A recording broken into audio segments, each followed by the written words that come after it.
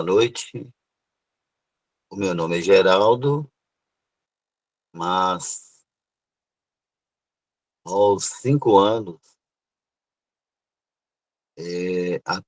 foi acrescentado a este nome Geraldo, no meio do sobrenome, que é Geraldo de Freitas Pimenta Filho, foi acrescentado o, mais um sobrenome de Birraia, uma palavra originária do inglês que significa behind, que foi aportuguesada e ficou Birraia, desde 5 anos. E eu agradeço muito a Deus. E a pessoa que me colocou esse apelido, que já desencarnou, eu peço a Deus sempre por ele, porque todo mundo me conhece por Birraia. Birraia fica mais fácil de ser localizado e diferenciado dos outros, né? Olha, aquele Birraia. Em geral, tem muito. Então, eu agradeço ao meu amigo de muitas datas, né? Conheci João Paulo em 2005, né? Se não me engano, né? Em 2005, eu conheci João Paulo no ASEAC, em Viçosa. Eu, trabalhador da Casa do Caminho, Bezerra de Menezes, também em Viçosa, uma casa de recuperação de dependentes de álcool e outras drogas, né? Onde eu fui recuperado, fazendo lá a minha internação no ano de 2002, mais precisamente no dia 1º de novembro de 2002, recebendo alta no dia 5 de janeiro de 2003. E já se passaram 20 anos e eu estou lutando porque o alcoolismo, né, ele não tem cura, é uma doença incurável. Em 1967, a Organização Mundial de Saúde decretou que fosse uma doença, né? Baixou o decreto que o alcoolismo era uma doença, e é uma doença incurável, lenta, progressiva e fatal. Ela não tem meio termo. E o alcoolismo não tem bebê mais ou menos. Mas eu iniciei o meu contato com o álcool, eu tinha 12 anos. E hoje eu faço muito alerta a muitos pais, né, porque é muito comum hoje o pai ter um bar em sua casa, tomar seus drinks, e os filhos prestam atenção naquele comportamento do pai. Meu pai está bebendo aquilo ali, e depois que ele toma uma certa dose, ele fica mais alegre. Então, eu acho que eu posso tomar também, porque se meu pai toma, ele não vai tomar veneno, meu pai não vai tomar uma dose de veneno, eu também vou poder tomar, porque eu vou ficar alegre igual ele ficou. E aí, a criança ou o adolescente inicia-se a beberreira, inicia ali o, o consumo do álcool. Nem todos se tornarão dependentes, apenas uma porcentagem que tem a dependência já instalada no seu espírito, na sua alma. E quando você toma o primeiro gole, você acorda aquele leão que está adormecido ali dentro. Opa, ele sempre quer mais, ele sempre quer mais. Então, eu iniciei tomando restinho de cerveja do meu pai. Eu sei que agora ele está me ouvindo, né? Porque ele já foi, há exatamente 28 anos. Ele está me ouvindo e ele sabe muito bem que eu comecei molhando o dedo na cerveja dele, tomando o restinho do copo dele, passando água na garrafa e tomando o restinho, e aquilo foi despertando aquele leão que estava adormecido aqui, e veio comigo quando eu reencarnei. Ele veio junto comigo. Então, quando você toma o primeiro, você acorda esse leão. E ele sempre quer mais, ele nunca está saciado. E aí, além desse leão ser acordado, nós temos os nossos amigos, irmãos equivocados que partiram daqui em consequência do uso abusivo do álcool, eles precisam de beber, eles sentem necessidade de beber, e eles vão procurar alguém que tenha o hábito de consumir o álcool. E aí, esse alguém vai ser intuído, vai ser inspirado a beber. A questão 459 do Livro dos Espíritos, ela é muito comum, todos sabem, está aqui. Influem os espíritos em nossos pensamentos e em nossos atos muito mais do que nós imaginamos, muito mais do que você imagina. Eles nos influenciam muito mais do que imaginamos. Porque quantas vezes eu já dizia, basta para mim, que agora não dá mais, eu vou embora e eu não ia. Quantas vezes eu já disse para mim que hoje eu não bebo e eu não aguentava. Chegava numa determinada hora do dia, estava eu lá procurando uma garrafinha de qualquer bebida. E o problema maior é que você inicia-se tomando cerveja, né? E depois você passa para vinho, depois você passa para cachaça, depois você passa, hoje nossos jovens já iniciam na vodka. Depois você passa para o uísque, né? Quando você tem um padrão de vida melhor. Mas tudo isso vai corroendo por dentro, são corrosivos. Se você pegar lá no livro Palavras de Vida Eterna, na questão, no capítulo 52, palavras faladas e palavras escritas, as palavras escritas são corrosivos de letras de jornal, ou fezes de pensamento. Isso acontece com a gente também. São corrosivos, o álcool é um corrosivo da nossa alma, da nossa essência, e muda o nosso comportamento. Então, o que acontece é que Deus é tão perfeito na sua criação que ele fez o homem com trilhões de células, e estas células, elas são compostas de água. Todas as nossas células, 100% de água. E o álcool queima essa água que compõe a nossa célula e elas morrem. Mas as nossas células, elas se reconstituem, exceto os neurônios, que são as células que estão localizadas no nosso cérebro. Por isso, aquele consumidor contumaz de álcool, ele tem envelhecimento precoce, ele tem a pele enrugada, o cabelo já fica branco antes da hora, né? a, a orelha cresce, tudo antes da hora. Se olha para um jovem de 40 anos, se aparenta 60, 70.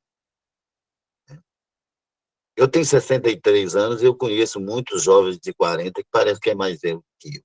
Porque eu tenho 20 anos que não consumo mais. Meu organismo veio refazendo, mas algumas partes do meu organismo não foram refeitas. Então, eu tenho a tomar muito cuidado em não fazer muito exercício, porque o meu corpo entra em fadiga.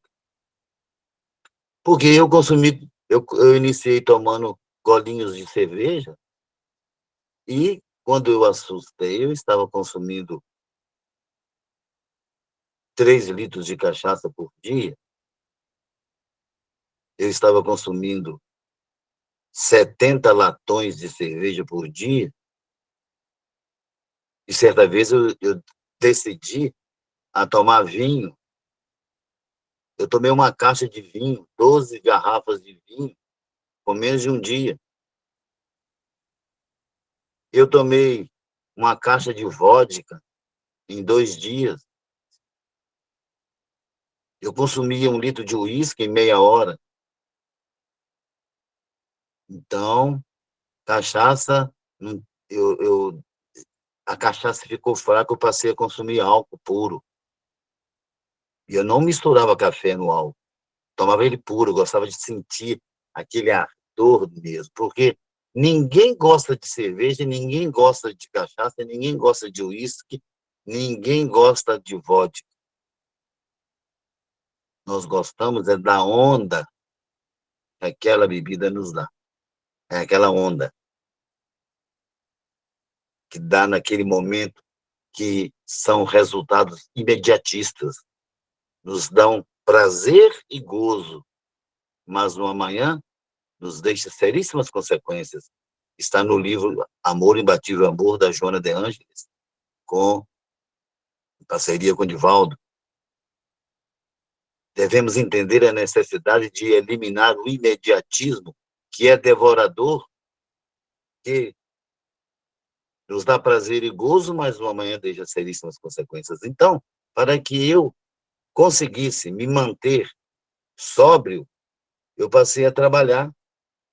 Me ensinaram, na Casa do Caminho, que o trabalho no bem constrói uma muralha que te defende de todas as tentações. Então, eu passei a trabalhar no bem. Eu passei a fazer visitas em casas, evangelho em casas. Eu passei a fazer campanha de quilo, a distribuir cestas, a emprestar meu ouvido, a saber falar, a saber sorrir para alguém, a compreender alguém, a entender que aquele irmão que está caído ali na sarjeta, que aquele irmão que está todo vomitado, todo de xixi, é um irmão nosso, é um filho de Deus que, infelizmente, foi vencido pelo álcool ou demais drogas. Nós precisamos ter compaixão para com ele. Você precisa estender a mão, pelo menos tirar do sol, onde ele está ali, já arriado no sol, você tira do sol, põe na sombra. Ou se você tem condições de conduzir até um local para ele tomar um banho, dar ele um alimento, para ele fortalecer, né? Então, eu passei a fazer esse tipo de trabalho na Casa do Caminho, em Viçosa. O João Paulo me conheceu lá. Aqui na minha cidade, Barra Longa, onde eu resido hoje. Mas ontem mesmo, eu estive na Casa do Caminho. Eu passei a trabalhar em outras casas. Então, passei a trabalhar no Centro Espírita Caminho para Jesus, em Visconde do Rio Branco. Eu passei a trabalhar na Fraternidade Espírita Paz e Renovação, em Ponte Nova. Eu passei a fazer palestras no Centro Espírita Luz da Alma, no Centro Espírita Caminho de Luz, todos em Ponte Nova, em Viçosa. E quando alguém me convida, eu, eu aprendi naquele livrinho Minuto de Sabedoria que jamais devemos negar o favor pedido. Um espírita não te impõe, ele te convida. Você não deve perder a oportunidade, deve sempre aceitar. Então, eu passei a trabalhar 24 horas do bem. A minha sala aqui, ó, está cheia de sacolas que a gente já está preparando para distribuir para o Natal. Mas o necessitado, ele não. O, o, o Natal é todo ano. Natal é todos os dias. Porque se você perguntar para mim quando que Jesus nasceu, eu vou dizer para você que foi dia 1º de novembro de 2002 que Jesus nasceu para mim. Jesus nasceu para Paulo de Tarso nos portais de Damasco. Jesus nasceu para Pedro lá na praia em Cafarnaum. Então, nós precisamos entender que o trabalho no bem vai nos defender dessas tentações. E o álcool ele é... E tem outras drogas, né? Depois eu vou falar delas. O álcool, ele é silencioso, ele vai nos consumindo silenciosamente. Nós não percebemos que estamos sendo vencidos por ele. No início, a gente fica bonito, sarado, corajoso, depois aí a gente começa a decadência, e já é tarde demais, já não dá mais para a gente interromper o consumo desse, desse líquido maldito. Eu digo maldito porque é maldito, porque ele não é feito por Deus, ele não foi criado por Deus. Então,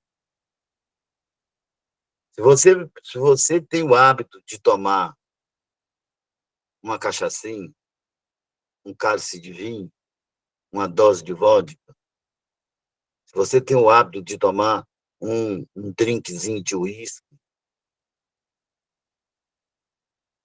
o nosso fígado, ele funciona como o para-raio, né? De tudo que você ingere, o fígado vai metabolizando, vai é, eliminando as toxinas e emanando para o organismo tudo que é bom. Mas 100 gramas, 100 gramas de cerveja, 100 ml de cerveja, perdão, 100 ml de cerveja, e é menos de um copo, né? Ela contém 5 gramas de álcool. E o nosso fígado, ele só metaboliza 30 gramas. Se você toma uma garrafa de cerveja, você já ultrapassou as 30 gramas. O excesso vai para a corrente sanguínea, vai para o intestino, vem para o cérebro, vai para o coração, vai para o pâncreas, fica no próprio fígado, vai para o estômago, vai queimando todas as células. Se você deixa de tomar a cerveja e passa para tomar o vinho, 100, 100 ml de vinho contém 15 gramas de álcool. Se você toma uma garrafa de vinho, veja bem como você já excedeu, porque 200 ml de vinho já dão as 30 gramas, né? Que seu fígado metaboliza. A vodka, ela contém 100 ml de vodka, contém 40 gramas de álcool. Então, uma dose de vodka que você toma, você já ultrapassou o limite. O seu fígado vai metabolizar somente 30 gramas. As outras 100 gramas vai para a corrente sanguínea. Uísque, cachaça, 45 gramas de álcool. 100 ml contém 45 gramas de álcool. O excesso vai, vai para a corrente sanguínea, vem para o cérebro. Aí você tem lá, no decorrer da sua existência, um AVC, um ataque cardíaco que vai para o coração, um câncer de intestino, um câncer de esôfago no estômago, a cirrose. E, infelizmente, quando isso acontece, no atestado de óbito, não coloca que quem causou a cirrose foi o álcool. Não, o médico não coloca quem causou aquele infarto do miocárdio foi o álcool. Quem causou aquele AVC não foi o álcool, foi um AVC só. Talvez se colocasse uma observação no atestado de óbito, talvez alertasse mais os nossos irmãos a interromper. Mas, infelizmente, o álcool está presente em todos os eventos. Por incrível que pareça, patrocina a seleção brasileira. A cerveja patrocina a seleção brasileira. Olha, jogadores, atletas tomando, dando exemplo. Então, se uma criança vê um atleta tomando, ingerindo um copo de cerveja, aquele atleta talvez seja um ídolo dele. Então, ele vai fazer igual. E nós precisamos tomar muito cuidado, porque o ato de ingerir esta substância, muitos de nossos irmãos, quando adentram ao consumo de álcool, é a porta de entrada para as demais drogas psicotrópicas, psicoativas. Normalmente, do álcool passa-se para maconha, passa por crack, para cocaína. E nós temos um defeito muito grande de ficar ovacionando certas bandas. Aqui no Brasil tem uma banda mineira muito famosa que tem o nome de uma droga e todos ovacionam essa banda. Nos Estados Unidos é uma droga. Imagine se você forma uma banda de rock e põe o nome dela maconha. A banda chama maconha, a banda chama cocaína, a banda chama crack. E aqui nós temos o skunk, que é uma droga terrível. Se você pesquisar lá, neste livro aqui, que eu oriento que todos devam adquirir, que é Drogas, Causas, Consequências e Recuperação, o Valci Silva, é um espírita, onde ele diz que o dia que o governo entregar o alcoolismo e a drogadição em responsabilidade do espiritismo, isso vai ser banido da face da terra. Porque eu me recuperei numa casa espírita. E o remédio que eu tomei lá entrou no ouvido e veio até no coração. Por que o AA salva tantas vidas? Porque lá toma o mesmo remédio que eu tomei na Casa do Caminho, Bezerra de Menezes.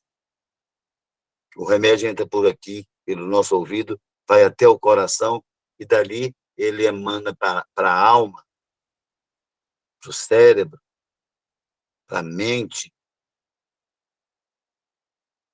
E aí você procura entender que dentro de uma casa de recuperação, você não pode se achar que já está recuperado. Você vai receber ferramentas como lidar com aquela dependência. A primeira orientação que você recebe numa casa de recuperação espírita, e o AA também faz esse alerta, é evitar hábitos, pessoas e lugares. Porque renúncia, a verdadeira renúncia, isso já é uma frase do Ramana Maharishi, que é um grande líder espiritual que viveu no sul da Índia.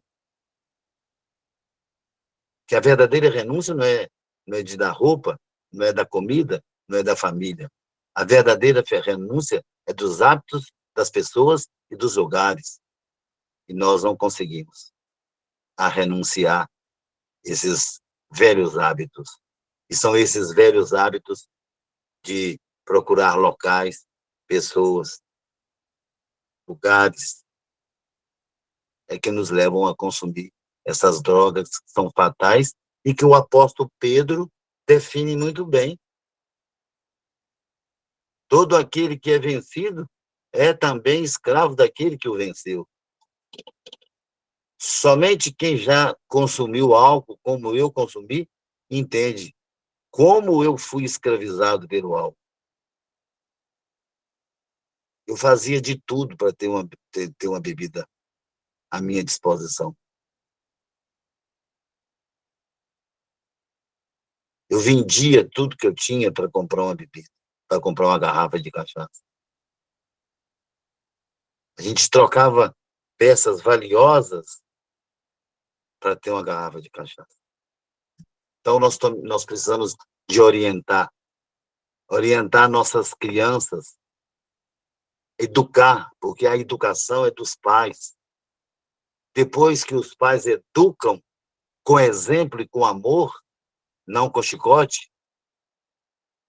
depois que os pais educam, os pais devem conduzir a criança para a evangelização, seja numa casa espírita, numa casa evangélica, na Igreja Católica, ou seja qual for a fé religiosa que aquela família professa, conduz o filho para a evangelização e depois conduz o filho para a escola, onde ele vai aprender, porque os professores ensinam, eles não educam. A educação é dos pais. E essa educação é com exemplo. Por isso que muitos já saem de casa preparados para iniciar esta jornada que é extremamente perigosa e nociva à nossa saúde física e à nossa saúde espiritual. Todos sabem e já assistiram no nosso lar o que aconteceu com André Luiz. Então, eu tenho vários relatos de amigos que já desencarnaram em consequência do álcool e já manifestaram em reuniões mediúnicas, dialogando comigo ou com outros companheiros de reunião, relatando o que se passa, a forma com que eles viviam nesses locais lamacentos, fétidos, escuros, tudo negro, tudo escuro, sem visão, tudo frio, porque morre só o corpo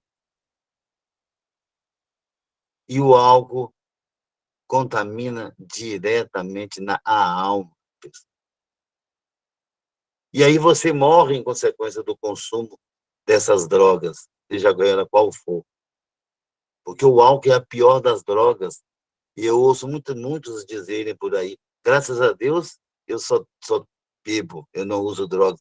Você está consumindo a pior das drogas e não sabe. É a que mais mata. Pessoal, 80% da população brasileira bebe. Nós somos 220 milhões de habitantes, não é mesmo? Não é mesmo, Rosane? Minha esposa é professora de Geografia e História. Né? 220 milhões de habitantes. 80% da população brasileira bebe. Desses 80% da população brasileira que bebe, 33% bebe compulsivamente, mas ainda não chegaram numa dependência. Desses 33, 18% bebem contumazmente, bebem para morrer, bebem todos os dias e com muita violência. O que são 18% de 18 milhões de brasileiros estão se matando, se suicidando com o álcool.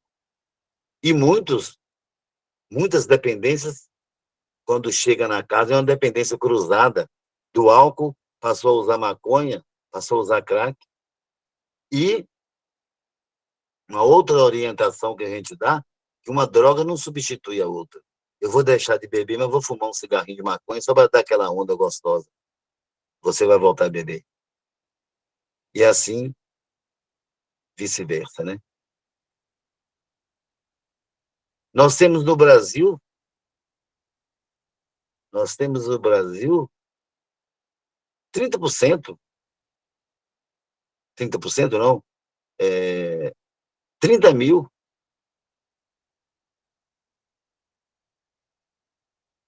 18 milhões consomem álcool, 30 mil consomem crack e cocaína.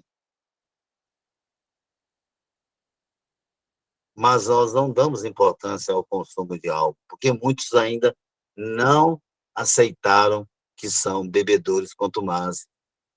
Eu recuperei, mas eu tenho as consequências. Eu tenho as mazelas do álcool. Ontem eu fui a Ponte Nova, eu fui a Viçosa, na Casa do Caminho. Dirigi e andei o dia inteiro. Hoje eu não consegui levantar para ir à rádio fazer o programa. Eu pedi, eu deixo lá um programa gravado, eles colocam.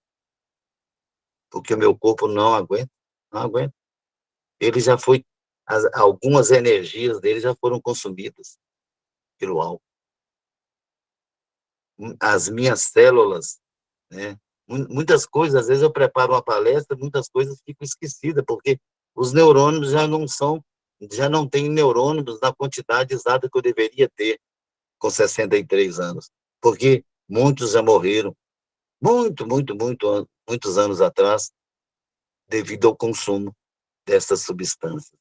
Então, nós temos um roteiro infalível que nos protege, que nos ampara, que nos defende desses vícios, que é o Evangelho de Jesus.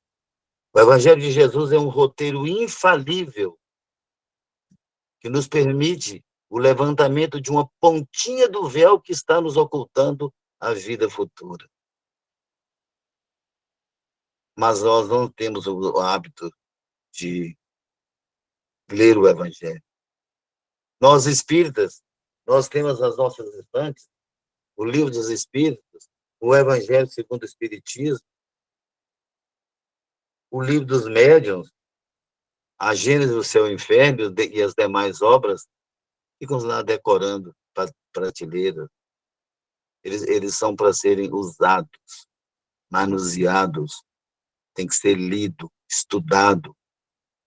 Como você levanta, toma um café da manhã, faz a sua higiene pessoal, depois, à tarde, no finalzinho do dia, da manhã, você procura um almoço, nós precisamos também de alimentar nossa alma. Nós estamos procurando muito academia para ficar com o corpo sarado, nós vamos no salão de beleza para arrumar o cabelo, para fazer botox, para arrumar as unhas, mas nós não estamos levando nossa alma no salão de beleza. Nós não estamos levando a nossa alma na academia que a alma gosta de ser levada, que é a fé religiosa que você professa. Não adianta dizer que você é espírita. Infelizmente, muitos espíritas bebem. E eu já vi em rede social espíritas postando lá garrafas de vinho, taças de vinho. Agora está chegando o final do ano, Natal, Ano Novo, champanhe. Eles não estão bebendo sozinhos. Eles estão bem acompanhados, né? Ou melhor, mal acompanhados. Existe um adágio popular que diz que antes só do que mal acompanhado. Vocês que pensam que estão só. Então, nós devemos procurar sempre pessoas que nos influenciam para o bem, como já dizia Madre Teresa de Calcutá, e deixou escrito: você pode ser o único evangelho que o seu irmão pode ler. Porque se eu tivesse recebido essas orientações na minha infância, na minha adolescência, na minha juventude, talvez eu não era espírita, né? Talvez eu estaria aí me transformado, eu teria transformado num bêbado seco. O bêbado seco é aquele que só para de beber, tampa a boca da garrafa, mas os comportamentos continuam mesmo. Eu tive a grata felicidade de passar 3 anos num seminário franciscano capuchinho, mas mesmo lá eu bebia vinho muito.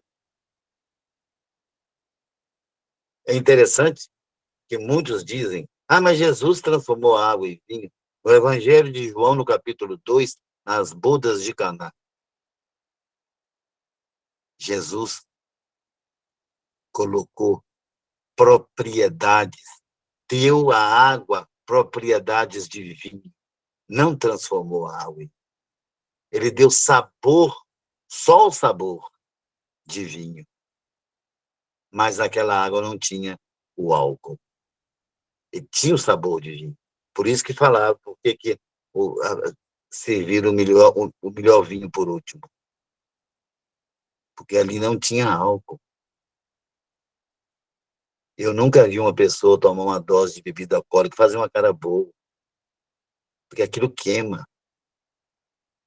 10 queimando. Nós buscamos a onda gostosa. Então precisamos entender que Jesus não transformou a água. Ele deu propriedades. Como o Chico Xavier fluidificavam a água e ela tinha gosto de rosas. Ela tinha uma coloração diferente, azulada. Eu tive também a grata felicidade de tomar, durante algum tempo, um pozinho perfumado que saía das mãos de Sai Baba, um grande líder espiritual que viveu no sul da Índia, nascido em 1926, morreu, desencarnou em 2011. A Casa do Caminho utiliza no tratamento o método Educare do Sai Baba, que é o amor, a paz, a verdade, a retidão e a não violência. Esses 5 itens nós estudamos todos os dias com os internos. E o dia que eu recebi alta, eu pedi para que eu me tornasse voluntário da casa e lá estou até hoje. Trabalhei durante 10 anos na APAC, na Associação de Proteção e Amparo ao Condenado. Trabalhava com 20 condenados de toda a espécie e muitos recuperaram.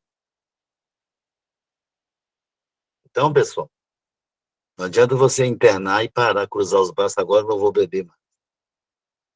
Você precisa colocar a mão na charrua, arregaçar a manga e trabalhar no bem, porque o trabalho no bem te defende das tentações. Quando a influência negativa te encontra trabalhando no bem, ela foge, ela vai procurar outro. Quando a influência negativa, que são irmãos nossos equivocados, procuram fazer uma visita na sua casa e você está fazendo o evangelho no lar, o culto do evangelho no lar, eu tenho aqui, que eu leio todas as noites, Jesus no Lar. Eu leio esse livro todas as noites, uma mensagem. Porque eu preciso. Ah, mas você tem 20 anos. Eu preciso. Eu preciso de ler este livro. Eu preciso do Evangelho. Eu preciso do livro dos Espíritos. Eu utilizo esses, esses livros no programa que eu faço na rádio Progresso FM 87.9 de Barra Longa. Quem quiser o link, depois eu passo. Vocês podem estar ouvindo o programa daí. Então, nós precisamos de entender que a droga mais violenta, que mais mata na atualidade, é o álcool. E uma coisa muito interessante, que no ano de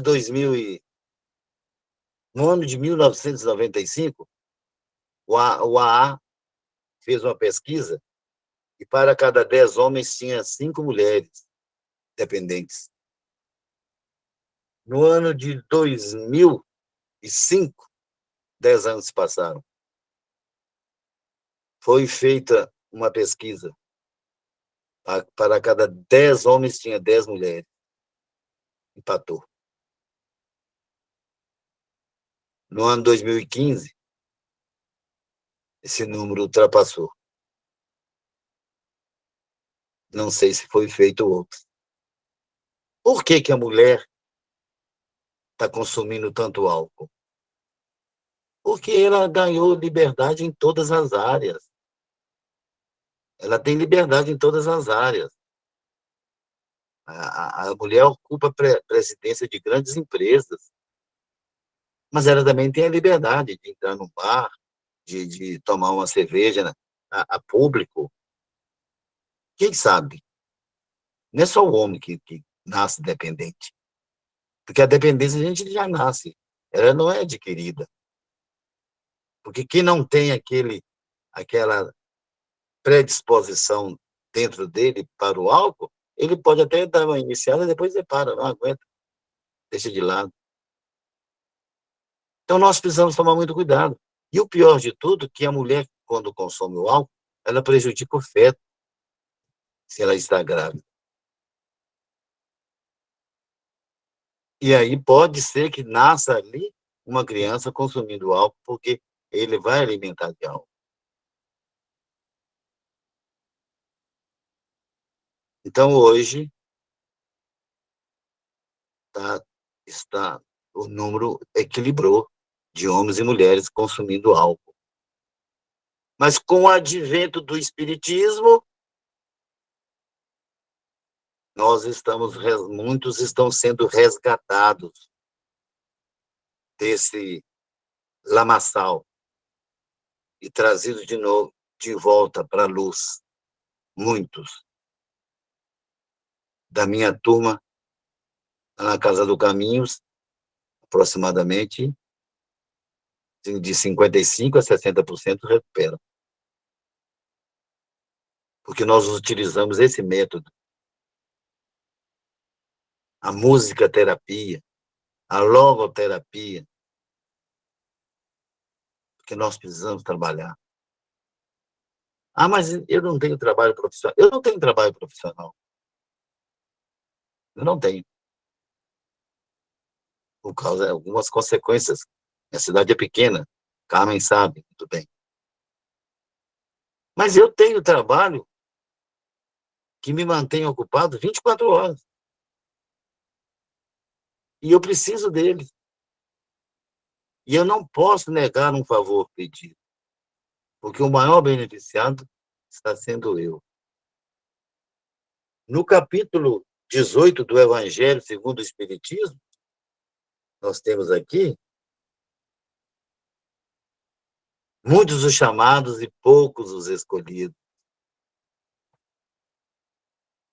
Vejam bem, você vai ao culto na casa evangélica, você vai à missa aos domingos, comunga, você vai ao centro espírita, toma passe, pega uma garrafinha de água fluidificada, leva para casa, mas para no primeiro boteco que vê e toma uma cervejinha, toma uma cachaçinha, toma uma dose disso, daquilo. Meu irmão, nós não conseguimos servir a dois senhores. Não tem como. Aquela aguinha que foi fluidificada já perdeu o efeito. Aquele passe que você tomou já perdeu o efeito. Porque irmãos nossos equivocados já assumiram o comando da nossa vida. E a gente sabe que existe.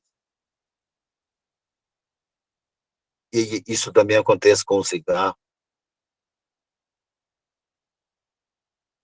Conheço muitos irmãos nossos que ainda fumam. Então, nós temos que entender que eu tenho aqui um marcador de livro que é de um livro do Manuel Filomeno de Miranda, No Rumo do Mundo de Regeneração. Esse livro é ótimo, né? Eu acho que todos conhecem. Ele foi lançado recentemente. E tem uma frase aqui: descem ao planeta nessas horas amargas verdadeiras, verdadeiras legiões de filhos da luz, a fim de que o sol do amor continue diminuindo as sombras do egoísmo perverso e dominador que existe em nosso meio. A todo momento está descendo na Terra irmãos de luz que vão neutralizar essa onda violenta de ódio, substituindo por uma onda sublime de amor.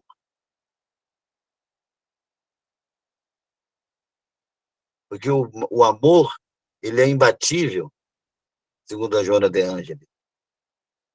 O verdadeiro amor, ele é imbatível porque ele é de inexcedível resultado por direcionar ao si profundo, estabelecendo ao paciente os saudáveis objetivos da vida do qual ele se dissociou. Esses 10 princípios que compõem o livro ali, esses 10 princípios são princípios que vêm de uma essência divina, que é uma substância criadora e mantenedora de todo o universo. E esta essência divina, essa substância criadora e mantenedora do universo, nós chamamos de Deus. Por isso que o amor é imbatível e ele vence todas as vicissitudes e todas as ciladas da vida. Porque o amor, ele é o oxigênio da alma, sem o qual a mesma enfraquece e perde o interesse. O amor é o óleo que lubrifica as engrenagens da vida. O amor, carinho, é o óleo que lubrifica as engrenagens da vida. O amor, ele vence as vicissitudes estradas da vida, porque através da busca e do esforço pessoal, eu vou encontrar uma força cósmica superior. Eu vou aplicar essa força em minha vida, que se encontra afetada por vício. E essa força cósmica, ela se chama Deus. Então, nós não podemos dissociar de Deus, e sim nos aproximar dele a cada dia, a cada instante. Porque Deus é o tema central da nossa vida. Nós precisamos de entender que existe uma lei que rege todo o universo. E essa lei que rege o universo, ela propicia oportunidades e renovações. Não são como as leis humanas que culpam e condenam. Esse livro Amor Imbatível Amor, ele é fantástico. E esses princípios estão nesse livro. Então, as leis humanas culpam e condenam. Eles não querem nos dar a oportunidade de recomeçar. E uma outra coisa muito importante que eu preciso entender com muita urgência, que para a minha transformação depende somente do meu esforço pessoal, porque uma vez que o amparo divino está sempre presente na minha vida. Ô, João Paulo, eu não estou conseguindo ver a hora aí, não sei quanto tempo está faltando.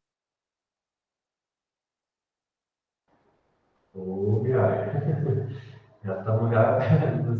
Já Hein? estamos já nos momentos finais. Sim, então eu vou encerrar, né? Esse assunto é um seminário, não pode ser em uma hora só. Na outra oportunidade eu volto. Então, eu devo entender a necessidade de eliminar de dentro de mim esse egoísmo que é devorador, que esse egoísmo é o imediatismo que é devorador, que me dá prazer e gozo, mas me deixa seríssimas consequências. Eu devo entender a necessidade de eliminar a agressividade animal que ainda existe dentro de mim e substituí-la por sentimentos de solidariedade, por uma afetividade desinteressada e manter uma interdependência no grupo social onde eu vivo, onde todos serão beneficiados com o meu trabalho. E entender mais ainda que eu devo descobrir a potência de amor que eu sou e canalizar terapeuticamente esta potência de amor que eu sou em meu benefício e em benefício do próximo. Porque se eu canalizar somente no meu benefício, eu não estou fazendo nada. Então, diante de tudo isso aí, muitos os chamados, poucos os escolhidos. Que nós estejamos vestidos com a roupa nupcial quando nós fomos convidados para a ceia com o Senhor. Mas precisamos tomar muito cuidado de jamais deixar a mesa do Senhor e buscar sentar na mesa do mundo, porque a mesa do mundo ela é farta de prazeres imediatistas, tem atrativos que a mesa do Senhor não tem. Mas a mesa do Senhor te dá a felicidade suprema e a libertação. Que Jesus abençoe a todos. Muito obrigado pela oportunidade.